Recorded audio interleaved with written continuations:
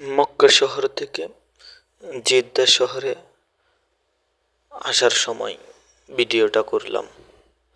মাশাল্লাহ, ভিউটা অনেক সুন্দর, রাস্তাটা মাশাল্লাহ অনেক সুন্দর, অনেক বড় রাস্তা। আশেপাশে দৃশ্যগুলো অনেক বড় বড় পাহাড়, দেখলে আপনার মন জুড়ে যাবে, এত সুন্দর সুন্দর দৃশ্যগুলো। মক্কা থেকে জেদ্দা আসার এই রাস্তাটা মাশাল্লাহ অনেক বড়, অনেক সুন্দর। আশেপাশে দেখার মতো অনেক কিছুই আছে। তবে এদেশের যতটা রাস্তা, তার 10 ভাগের 1 ভাগও আমার মনে হয় বাংলাদেশে নাই। এই দেশের আপনার যতটা জায়গা খালি আছে, পুরা বাংলাদেশের লোক এই খালি জায়গায় বাস করলেও আরো অনেক খালি জায়গা পড়ে থাকবে।